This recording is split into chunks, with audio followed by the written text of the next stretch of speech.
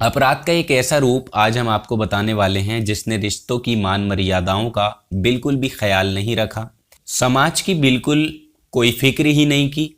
आखिर कैसे कोई किसी की हत्या का ऐसा खेल रच सकता है जहां पर अपने ही सच्चे प्यार और सगे रिश्ते शामिल हों।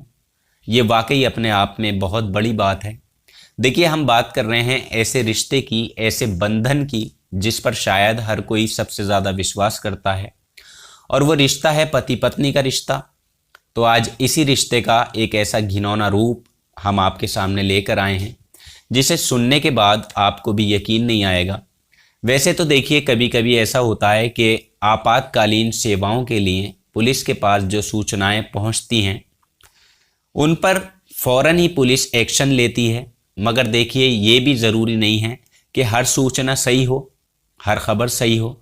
हालांकि ये पुलिस की अपनी जिम्मेदारी है। वो कहीं से भी आई सूचनाओं को पहले अच्छे से सुनती है, फिर उसके बाद एक्शन लेती है और मामले की गहराई से जांच पड़ताल करती है।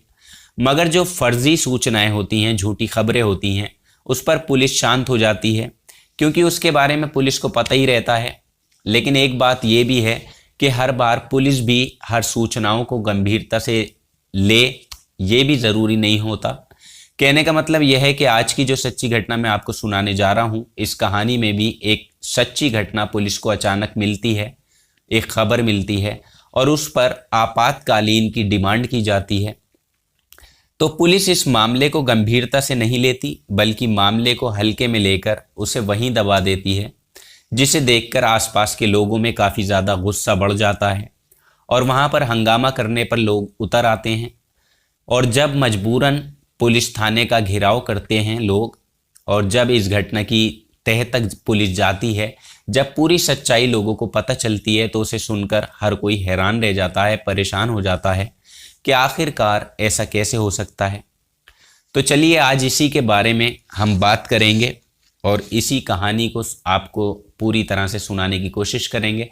आज की जो सच्ची घटना का ताल्लुक है वो झारखंड प्रदेश के ज़िला दुमका से है, जहाँ का एक थाना लगता है सरिया घाट और इसी के पास का एक गांव लगता है जिसका नाम है मंडल डी।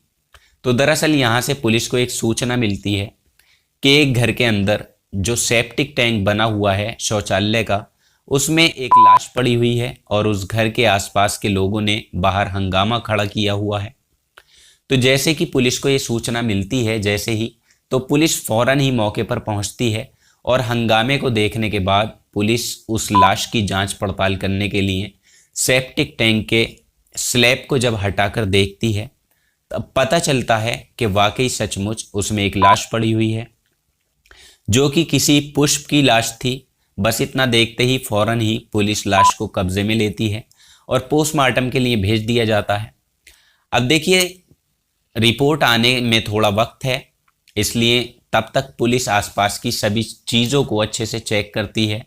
उस घर के एक एक सदस्य से पूछताछ करी जाती है। आपको बता दें कि इस घर के अंदर फिलहाल 3 सदस्य रहते थे, एक पति पत्नी और लगभग 13 साल की एक उनकी बेटी।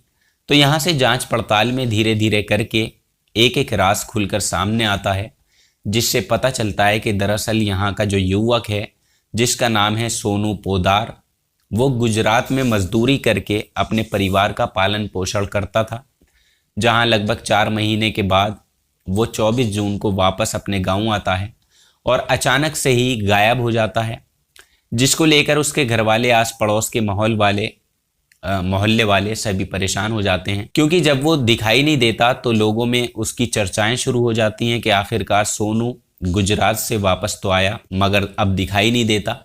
इसी बीच पड़ोस की रहने वाली एक महिला उसके घर पे आती है और उसकी 13 साल की बेटी से पूछती है कि बेटा, तुम्हारे पापा कहाँ रहते हैं, वो आजकल यहाँ दिखाई नहीं दे रहे हैं, क्या बात है। तब वो बच्ची दबी जुबान में कहती है कि मेरे पापा अब इस दुनिया में नहीं रहे। अब वो इतना तो बता देती है, लेकिन इसके आगे कुछ और वो बता ही नहीं पाती। इसके बाद उससे अगली बार हर दूसरे तीसरे दिन फिर पूछा जाता है कि बेटा, तुम्हारे पापा आखिर कहाँ हैं और कैसे हैं, इस दुनिया में नहीं हैं तो कहाँ चले गए। तब वो बताती है कि मेरे पापा को मारकर सेप्टिक टैंक में डाल दिया है। बस इतना सुनते ही वो महिला हैरान रह जाती है। और देखिए, जिसने पुलिस तक सूचना पहुंचाई थी वो यही महिला थी। इसने ही फ़ोन पर बताया था कि यहाँ पर एक हत्या हुई है, जबकि इस बात को लगभग 29 दिन का समय जो है वो बीत चुका था, लेकिन ना तो आस पड़ोस वालों को कोई खबर थी और ना ही पुलिस को खबर थी। यानी तकरीबन 29 दिन से एक ही घर में लाश जो है वो सेप्टिक टैंक में पड़ी हुई थी, मगर इसके बारे में किसी को कुछ मालूम ही नहीं था। हालांकि जब पुलिस के पास ये सूचना पहुंचती है, हंगामा होता है, तब जाकर पुलिस मामले को गंभीरता से लेती है और जांच पड़ताल में जुट जाती है। आसपास के सभी लोगों से अलग अलग तरीके से पूछा भी जाता है, पूछताछ होती है। तब मोहल्ले वाले एक ही जवाब देते हैं कि हमें इस बारे में कुछ भी नहीं मालूम।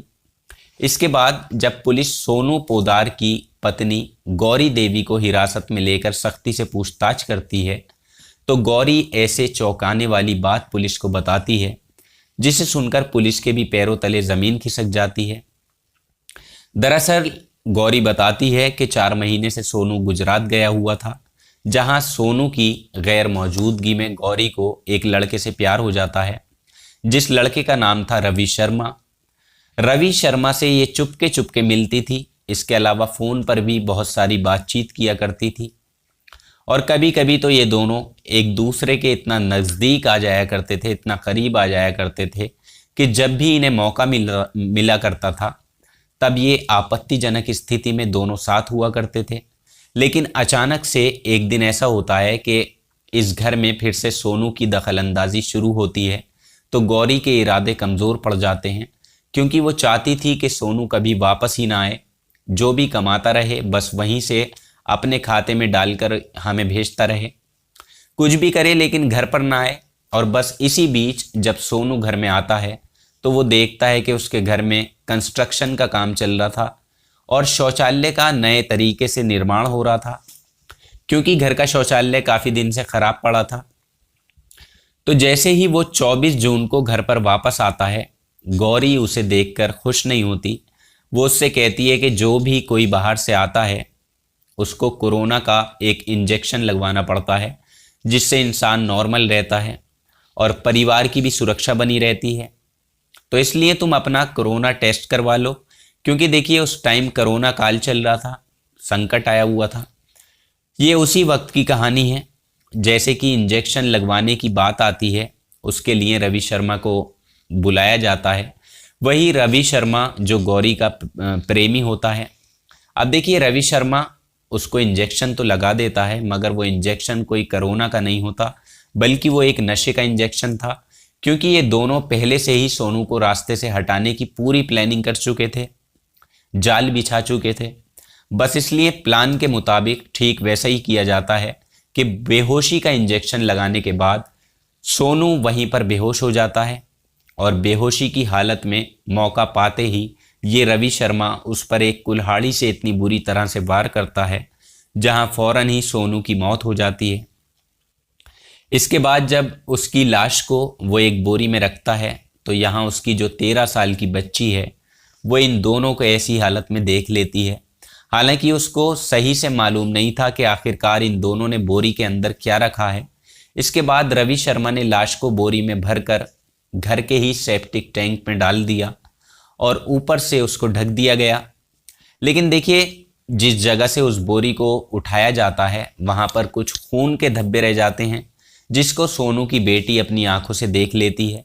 और वो इतनी समझदार थी, 13 साल की उम्र थी, उसको यहाँ से थोड़ा डाउट होता है, जिसके बारे में हर एक दिन वो बेटी अपनी माँ से पूछती है कि पापा कहाँ हैं। लेकिन बच्ची को अपने पापा के बारे में सही जानकारी नहीं मिल पाती, इसलिए उसने एक अंदाज़ा लगाया, अपने दिमाग से उसने एक कहानी बनाई जो वाकई झूठी कहानी नहीं थी बल्कि सच्ची कहानी थी, जो पड़ोस की ही एक महिला की मदद से पुलिस तक पहुंचती है। तो कुल मिलाकर थाने के अध्यक्ष अनुज कुमार जब गौरी से बात करते हैं तो गौरी एक एक बिंदु पर बारीकी से चर्चा करती है, हर एक चीज़ की शुरुआत से लेकर अंत तक बताती है, जिससे उसकी प्रेम कहानी भी जो थी वो उसका अंत हो जाता है। ये खौफनाक कत्ल का खुलासा वो खुद अपने मुंह से कर देती है, यानी आखिरकार लोगों के सामने असली सच आ ही जाता है। फिलहाल पुलिस ने रवि और उसकी प्रेमिका गौरी देवी को गिरफ्तार करके जेल भेज दिया था और उन पर चार्जशीट लगाई गई और गंभीर धाराओं में मुकदमा दर्ज किया गया। पुलिस की कोशिश थी कि दोनों आरोपियों को किसी भी तरह की छूट नहीं दी जाएगी और उनकी सज़ा में बढ़ोतरी होगी। तो देखिए, ये थी ऐसी कहानी जिस गौरी ने न केवल रिश्तों को तार तार किया, बल्कि अपनी 13 साल की बच्ची की ज़िंदगी को भी एक अंधकार में धकेल दिया। ना उसके सर पर माँ का साया है अब, ना बाप का, और शायद वो कभी बाहर ना निकल पाए सदमे से। कहते हैं ना कि प्यार में कभी कभी इंसान इतना अंधा हो जाता है, वो रिश्तों की मान मर्यादाओं को ही भूल जाता है। अगर उसे ऐसा ही करना था, यानी अगर उसे रवि से इतना ही प्यार था, तो वो इसके लिए सोनू को छोड़ सकती थी, तलाक दे सकती थी, रवि के साथ में एक नई ज़िंदगी बिता सकती थी। मगर उसने ऐसा किया ही नहीं, बल्कि उसने तो अपनी ज़िंदगी को ही एक तरह से उसने ज़िंदगी अपनी भी ख़राब की और अपने पति की जान ली और हमेशा हमेशा के लिए इस ज़िंदगी को ख़त्म कर दिया। तो ये थी एक अवैध रिश्ते की कहानी, जिसे सुनाकर बिल्कुल अजीब लगा। इस कहानी को लेकर आपकी जो भी राय हो आप हमें कमेंट बॉक्स में लिख सकते हैं। तो आज के एपिसोड में इतना ही। कल आपसे फिर मुलाकात होगी किसी नई सच्ची घटना में। तब तक आप अपना ख्याल रखें, अपनों का ख्याल रखें। जय हिंद, वंदे मातरम।